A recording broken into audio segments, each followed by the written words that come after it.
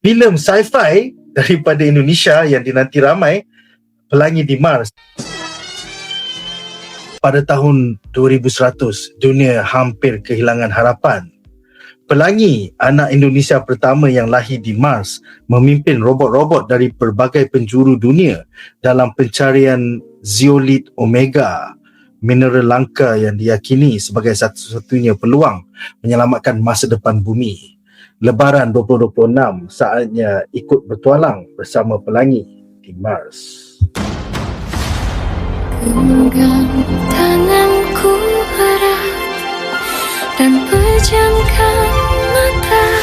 Berarti kita harus menemukan zeolit omega ya Bunda? Iya Pelangi, zeolit omega adalah tiket kita pulang ke bumi dan bertemu lagi sama ayah kamu.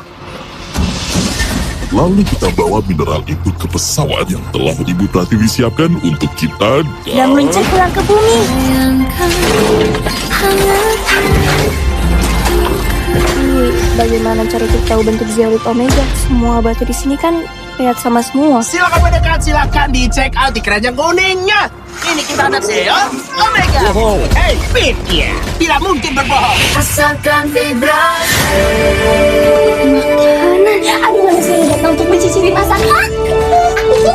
Kimchi itu robot Korea halus. Aku ibunya. Polos itu juta. Sulil mau dihancurkan, Sulil hanya bisa membuat kekacauan.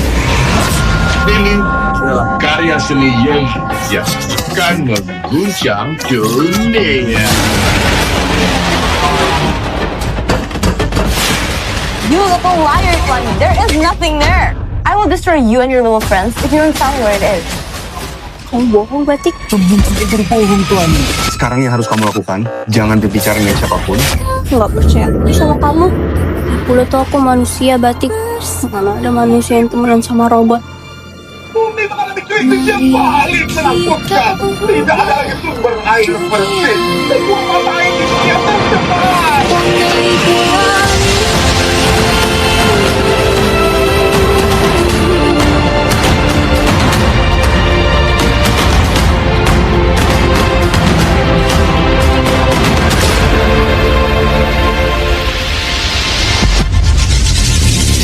Rasakan vibrasi.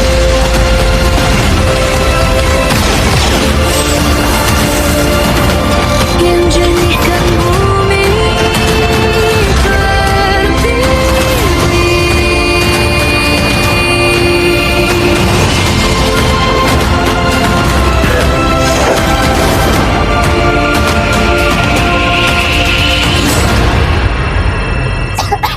Jangan bertingkah, Kimchi.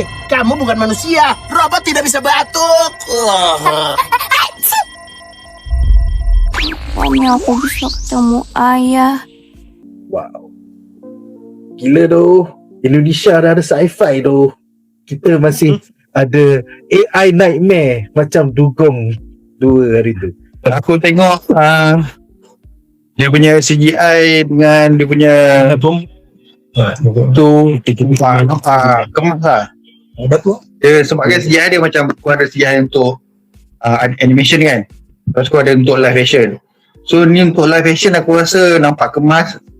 Dia okey lah. Dia tak ada nampak macam Hollywood. Tapi untuk live action untuk Asia Tenggara ni aku rasa okey lah, nampak. Cuma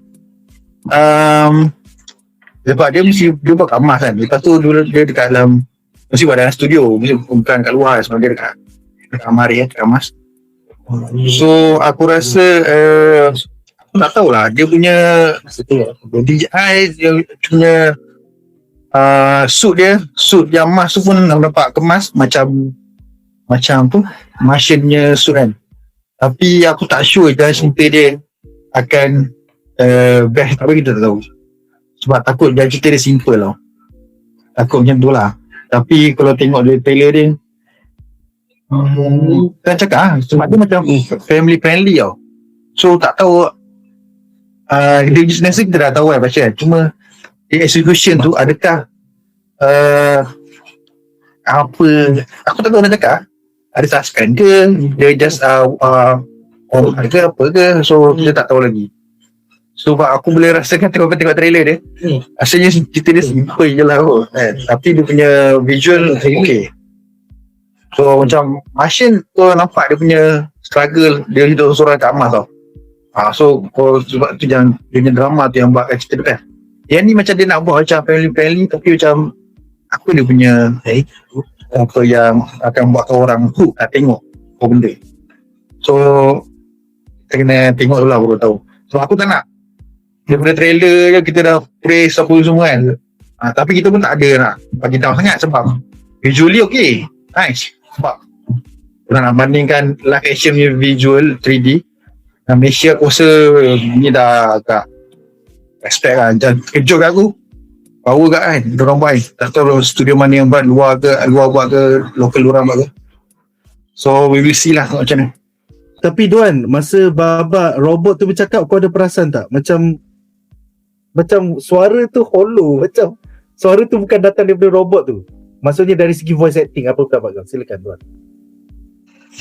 Oh yelah, itulah. Dia visually nampak kemas, tapi suara mungkin tak tahu lah, tak habis render ke tak smart aja. Hopefully dia tak improve lah aku tak boleh nak cakap banyak sangat lah. Cuma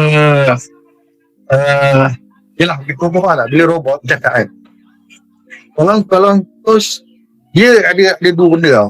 Kalau kau buat dalam patch CGI ni, bila robot kau dah boleh sorok kelemahan sebab robot kau tak ada mulut ataupun muka yang bergerak.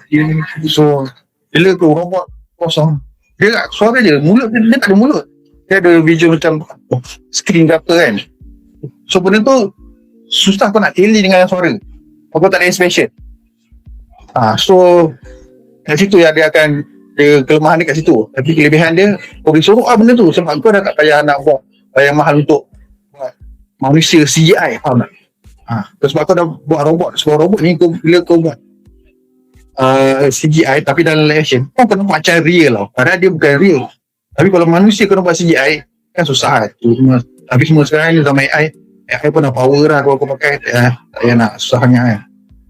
Cuma itulah, dia tengok macam mana. Sebab tu bila robot ada suara tapi tak ada expression, kau susah nak rasa dia punya connection tau.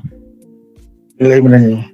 Sebab tu lah Toy Story lain tau. Toy Story sebab dia kartun, betul. Apa kau suruh muka dia boleh bergerak, ada expression, kau lagi kau connect. Yang ni robot dia kau tengok tak ada expression sangat. Tu yang bahaya sikit lah. Cantik, memang cantik. Tapi apakah intipati cerita ni? So, apakah pendapat korang tentang trailer rasmi Pelangi di Mars yang bakal ke pawagam di seluruh Indonesia pada hari raya ni? Bagi tahu kita orang dalam comment section di bawah.